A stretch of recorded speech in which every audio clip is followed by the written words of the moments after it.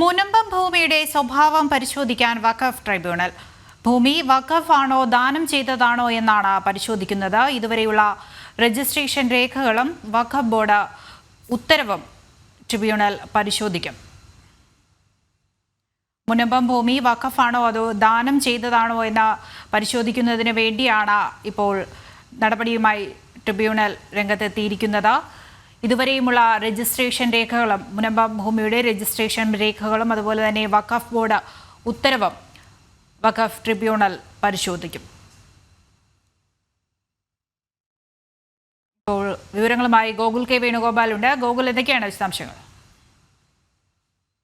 ഒന്നാം ദിവസത്തേക്കാണ് ഇന്നത്തെ വാദം പൂർത്തിയാവുന്നത്. ഈ ഘട്ടത്തിൽ കഴിഞ്ഞ ദിവസങ്ങളിൽ നടന്ന വാദങ്ങളിലൊക്കെ ഈ സബ് കോടതിയിലും പിന്നീട് ഹൈക്കോടതിയിൽ നടന്നിട്ടുള്ള മുനമ്പം ഭൂമിയുമായി ബന്ധപ്പെട്ട കേസുകളുടെ വിശദാംശങ്ങളാണ് കോടതി പഠിച്ചതും നിരീക്ഷിച്ചതും.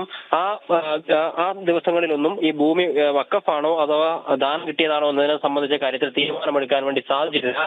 ഈ ഘട്ടത്തിലാണ് ഈ മുനമ്പം ഭൂമിയുമായി ബന്ധപ്പെട്ട് ഫറൂഖ് കോളേജ് വിൽപ്പന നടത്തിയ മുഴുവൻ ഭൂമിയുടെയും രജിസ്റ്റർ ചെയ്ത രേഖകൾ ഹാജരാക്കണമെന്ന ആവശ്യം വഖഫ് ട്രൈബ്യൂണൽ മുന്നോട്ടേക്ക് വെച്ചിട്ടുള്ളത്. അതോടൊപ്പം തന്നെ ഈ മുനമ്പത്തെ ഭൂമി വഖഫായി രജിസ്റ്റർ ചെയ്തുകൊണ്ടുള്ള വഖഫ് ബോർഡിന്റെ നടപടിയും എങ്ങനെയാണ് വഖഫ് ബോർഡ് ആ തീരുമാനത്തിലേക്ക് എത്തിയത് എന്നതിനെ സംബന്ധിച്ച വിശദാംശങ്ങളും വഖഫ് ട്രൈബ്യൂണൽ പരിശോധിക്കും. നാളെ അത്തരത്തിലുള്ള വാദങ്ങളാണ് ഇപ്പോൾ വഖഫ് ട്രൈബ്യൂണലിൽ നടക്കുക.